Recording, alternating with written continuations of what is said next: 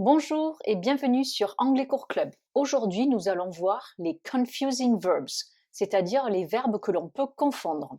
Alors, pourquoi on peut les confondre? Eh bien, tout simplement parce que ce sont des verbes pour lesquels en français, nous en avons un seul, mais en anglais, selon les cas, on en a deux, voire trois.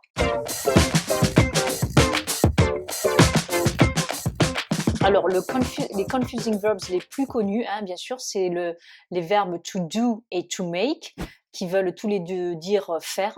Alors, pour ce faire, je vous renvoie à une leçon sur l'espace membre d'Anglais Cours Club, où on vous présente toutes les différences entre ces deux verbes, avec beaucoup d'exemples. Donc là, je vais juste vous en donner quelques-uns. Exemple avec le verbe to do. He had to do the housework yesterday morning. Il a dû, had to, faire le ménage, the housework, hier matin. Donc là, vous voyez qu'on dit to do the housework. Ensuite, I did sport last Tuesday evening. J'ai fait du sport mardi dernier au soir, pendant la soirée. Donc j'ai fait du sport mardi dernier pendant la soirée. On constate qu'on va dire to do sport. Donc to do sport avec did qui est donc le prétérit irrégulier de do. Maintenant avec le verbe make, I'd love to make friends. Donc se faire des amis, j'adorerais me faire des amis, c'est donc l'expression to make friends. Autre exemple avec make, you made a huge mistake this afternoon. Tu as fait ou vous avez fait une énorme erreur cet après-midi. Mistake, erreur, huge, énorme. Et donc made étant le prétérit irrégulier de make. Voyons maintenant un autre verbe qui peut porter à confusion, c'est le verbe arriver, puisqu'en anglais, en fait, on en a plusieurs qui veulent dire arriver selon les situations. Donc arriver dans le sens d'arriver quelque part à un endroit, c'est bien sûr to arrive, ou alors le fameux verbe to get, qui veut dire beaucoup de choses et qui remplace beaucoup de verbes. Donc dans ce sens-là, exemple, he arrived very late at the airport, il est arrivé très tard à l'aéroport. Ou alors avec le verbe get, she got home at 8:30 p.m. Last night. Elle est arrivée chez elle à 8h30 du soir, hier soir donc, PM étant l'après-midi ou le soir. Donc ensuite, en français, on utilise aussi arriver pour dire, par exemple, c'est arrivé hier, se situer dans le temps. Donc là, c'est surtout pas le verbe to arrive qu'on va utiliser, mais c'est le verbe to happen ou to occur. Là, je vous renvoie aussi à une vidéo sur les 18 erreurs fréquentes de traduction littérale en anglais, où je parle justement de ce verbe arriver. Exemple, dans ce sens-là, avec happen ou occurred, the accident happened or occurred yesterday. Donc l'accident a eu lieu, est arrivé hier. Donc happen et occur qui sont des verbes réguliers, donc au prétérit, vous ajoutez juste le ed et ce ed se prononce de. Je vous renvoie à une vidéo sur comment prononcer le ed pour les verbes réguliers au prétérit. Donc il y a trois prononciations. Il y a de comme ici, te comme dans work, worked, ou id comme dans decided. Et troisième utilisation du verbe arriver en français, c'est quand on dit j'arrive à faire quelque chose. Et bien là, c'est surtout pas le verbe to arrive qu'on utilise, mais c'est le verbe par exemple to manage.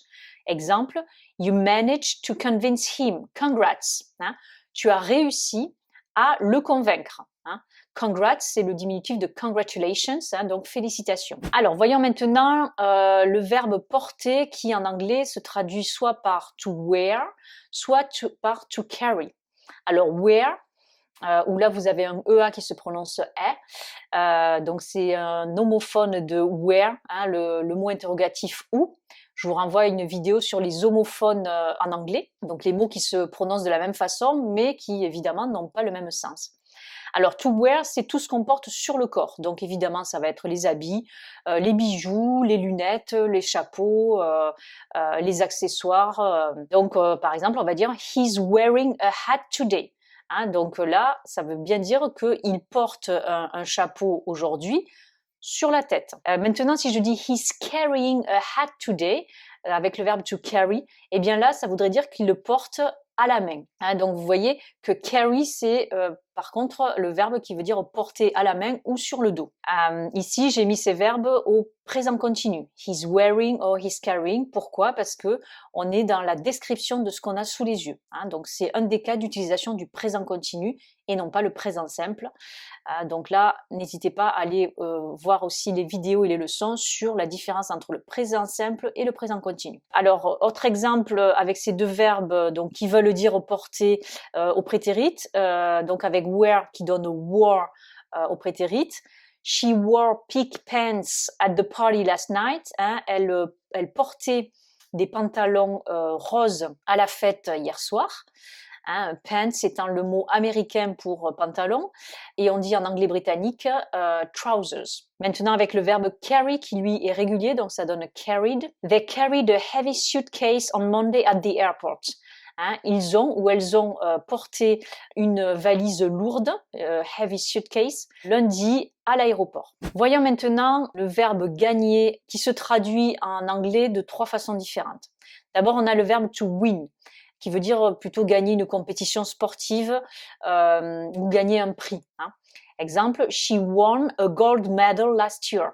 Donc win donne le prétérit won. Donc elle a gagné une médaille d'or l'année dernière. Maintenant, on a aussi le verbe to earn, où ici on a un EA qui se prononce E en son choix. Le son, je vous le rappelle, ce son choix, ce son E, c'est le son incontournable en anglais. Là aussi, vous pouvez aller sur la vidéo où je présente ce son incontournable en anglais, qu'on retrouve dans bon nombre de mots, comme c'est le cas ici. Donc, exemple avec le verbe to earn, we earn a lot of money in our department.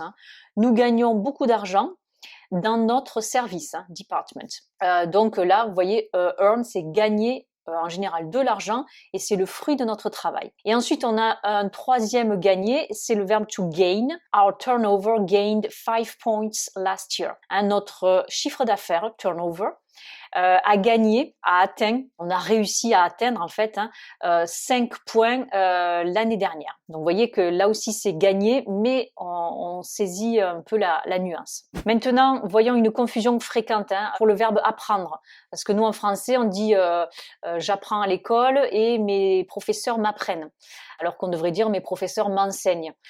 Donc en fait en anglais, apprendre quand on est la personne qui prend l'enseignement, c'est to learn. Là aussi on a ce verbe qui pour lequel le EA se prononce en son choix, to learn. Et par contre enseigner c'est to teach. On pense évidemment au teacher, le professeur ou la professeure. Ici, attention, le EA se prononce en son I long, teach. Là, vous avez sur l'espace membre dans la partie prononciation, la présentation des différentes façons de prononcer ces lettres EA. Alors, exemple avec donc learn, they are learning Spanish at the moment. Donc, ils ou elles apprennent l'espagnol en ce moment. Et là aussi, j'ai mis le présent continu. Pourquoi? Parce que c'est une action qui est en train de se dérouler et ça ne va pas durer. Et avec le verbe teach qui donne taught au prétérit, she taught Japanese for 5 years. Elle a enseigné le japonais pendant 5 ans. Donc là aussi, n'hésitez pas à aller voir la vidéo et la leçon sur les verbes irréguliers au prétérit. Où vous retrouvez teach, taught par exemple. Et on en a vu d'autres précédemment dans cette leçon. Ensuite, le verbe dire, eh bien là, il se dit de deux façons différentes. Soit to say, soit to tell. Ce sont tous les deux aussi des verbes irréguliers. Alors, say, on va l'employer par exemple quand on dit « Please say hello to your spouse ». S'il vous plaît, dites bonjour à votre époux ou votre épouse, spouse. Autre exemple au prétérit, « They said something very kind to her ». Donc là aussi, on voit que lorsqu'on utilise le verbe say et qu'on a le pronom, her, donc à qui on dit les choses, eh bien il faut mettre to après say. Donc une erreur fréquente, c'est de dire they said me ou they said her. Eh bien là, non, on dit they said to her, they said to me. Alors que le verbe tell, lui, il peut très bien se construire de la façon suivante, they told me, donc sans le to. Et puis il est intégré dans des expressions idiomatiques. Exemple, please tell me the truth. S'il vous plaît, dites-moi la vérité, the truth. Et dans ce que je vous disais précédemment, on peut dire I told him I didn't want to see him anymore. Je lui ai dit que je ne voulais plus le voir.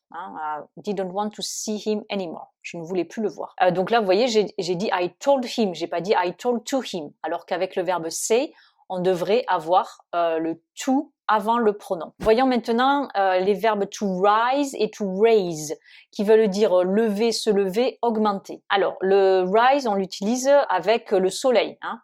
Pensez au sunrise, le lever du soleil. Donc, une phrase avec cet exemple, The sun rises every morning.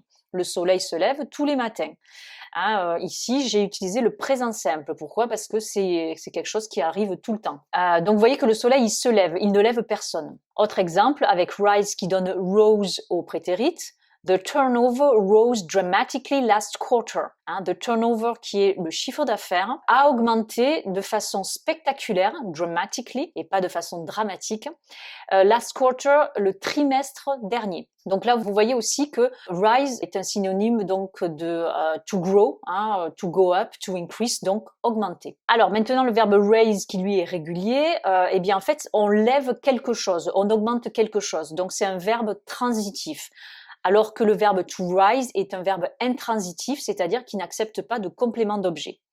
Exemple avec raise, please raise your hand before speaking. Hein, ce qu'on dit aux enfants, s'il vous plaît, levez votre main avant de parler. Donc vous voyez là qu'on lève quelque chose. Autre exemple, dans le verbe raise, on le retrouve dans un mot dont on entend souvent parler, c'est le fundraising campaign, hein, une campagne de levée de fonds. Donc vous voyez, on lève le fonds, une collecte de fonds. Exemple dans une phrase, hein, I set up a fundraising campaign 2 months ago. Hein, donc j'ai organisé, ou j'ai créé, hein, set up, une campagne de levée de fonds il y a 2 mois. Alors, on a encore d'autres verbes qui veulent dire se lever, c'est to get up et to stand up. Là où nous, en français, on va toujours utiliser se lever, eh bien, to get up, ça va être se lever le matin, de passer du lit à une autre situation. Et to stand up, c'est quand on se lève alors qu'on était assis sur une chaise, par exemple. Hein. Alors, exemple avec get up, they get up at 7:30 a.m. every day. Hein, donc, il se lève ou elle se lève à 7h30 du matin tous les jours. Et maintenant avec stand up, the pupils stood up when their teacher came in. Donc stand up qui donne stood up au prétérit. Donc les élèves, the pupils, se sont levés quand leur professeur est rentré. Le dernier confusing verb, c'est le verbe garder. Donc on a en fait 2 verbes pour ça. To keep, qui veut dire garder sur soi en fait. Et ensuite, garder par exemple des enfants, c'est to take care of ou alors to look after, qui sont 2 phrasal verbs. Donc des verbes avec une particule derrière. Exemple avec keep, she always keeps her bag with her.